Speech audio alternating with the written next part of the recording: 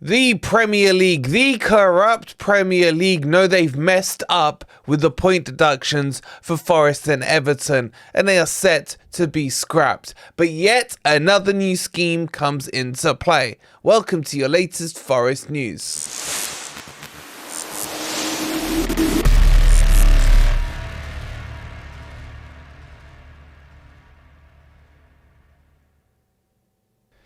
Good morning, good evening, or good night. Hope you guys are doing well, and welcome to your latest Nottingham Forest news. Coming up in today's video, we're going to be telling you about luxury tax. We're going to be telling you about anchoring, and we're going to be telling you about just how corrupt this Premier League is, as their vendetta against Everton and Nottingham Forest knows no bounds. If you're enjoying the content, please don't forget to hit that like button. Let's get 608 likes today. That's your like target for right now, so make sure you go press that like button. If you're new to Forest Fan TV, make sure you're subscribed. And if you want to get yourself any of the beautiful products you can see below from Foco, then go check out the link. It's pinned in the comments. FFTV 15 gets you 15% off. And I'm still loving my Hawaiian top. If you're an Everton fan in here, they've even got the Everton version of this. Use the code as well. It'll get you 15% off. Okay, let's jump into this. And basically the Premier League, to me, are admitting that they have messed this PSR stuff up royally, to the point where the only two teams they basically have screwed are Forest and Everton. And how do you know they've messed this up? It's exactly what I told you guys months ago, that when they started dishing out these points, you would see the spending in the Premier League dropping. And that's exactly what we saw in January. We saw one of the quietest markets ever. And that is not the look the Premier League wants. Why? Because they keep branding themselves as the best league in the world, the league that attracts the best players in the world, the best managers, the best coaches, the best corner taking coaches. Okay, Forest don't really help that one out. But that's what they're trying to do. And now, because of the impact this January window has had, and their worry about what's going to happen in the summer, where there's already 5, 6, maybe 7 clubs that will need to try and cut price deals and sell off players before the 30th of June. They're like, well, what happens if we no longer can attract all these players in because we're putting these stringent rules on the clubs that are in here? So they've panicked. We told you they were going to scrap PSR in a video a couple of weeks ago, and they were talking about adopting the UEFA style model, which was a percentage of turnover. Now that percentage I think is 75%. They were talking about 90%. But I'll tell you what, they're even looking at that and thinking that's not enough for the amount of spending the Premier League can and wants to do. So now they've come up with another model, which is off the back of the American model, which is the NBA model, which is called a luxury tax. So what is a luxury tax, I hear you ask? Well, fear not, I will explain all to you. So with this luxury tax, it's where the clubs, what happens is the clubs that overspend will get a financial punishment. Okay, yes, you heard me right, a financial punishment. The punishment that they didn't want to give Forest and Everton because they would have seen that as the cost of business. They are now prepared to do this as a financial punishment over a points punishment.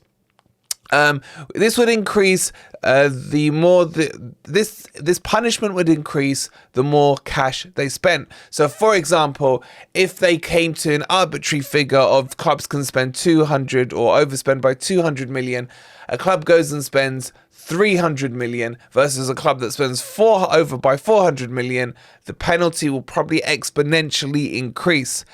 But clubs can choose to continue to overspend regardless.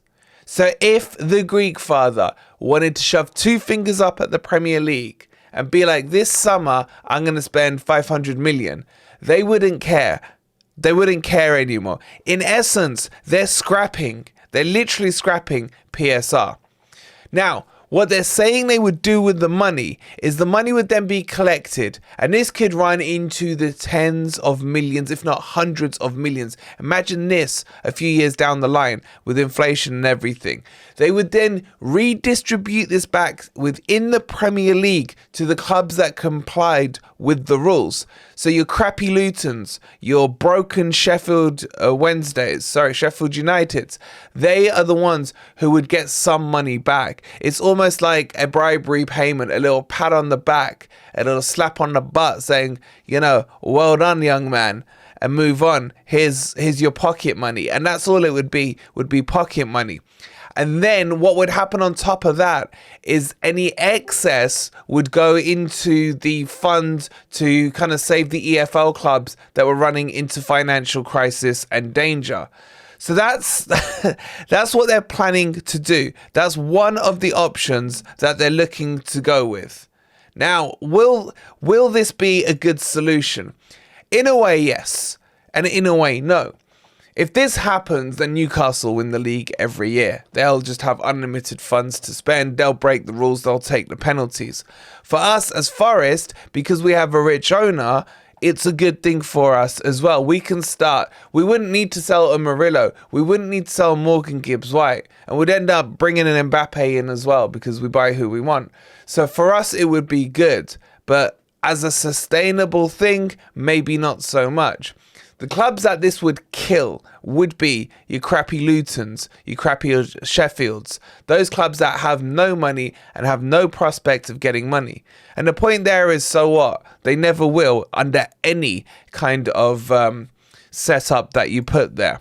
So that's one thing that they're talking about doing. What do you guys think of that one? The other thing they're talking about is this anchoring system. Now, what does this mean? So let me read you out this bit. A system of anchoring has also been discussed. It's a form of salary cap where the amount any club can spend is directly related to the wage bill spent by the bottom club. So if, for example, Sheffield finish bottom, which we all know they will, with an annual wage bill of 50 million, every club would have a set multiple of that figure to spend for the following season. Again, if the club breaks that cap, they would pay a fine. So basically what you're saying here is that if Sheffield's wage cap was 50 mil, the team in 19th may be 55 mil, and then it goes up 5 mil each place. And that's obviously for the following season. If you break that cap, then you get fines. So it's quite similar. Look, out of the two, obviously from a biased perspective, I think the first one suits Forest more. But then I think the pull between the Cartel 6 gets even bigger. And I think it becomes 100% a Cartel 7. Newcastle would go straight in there. Like, if that rule comes in, overnight, Newcastle become favourites for everything, for me. That's how I see it. But from a selfish Forest perspective, I'm not 1,000,000% against. Look, there's no real good scenario here that really has a solution that helps everyone, in my opinion.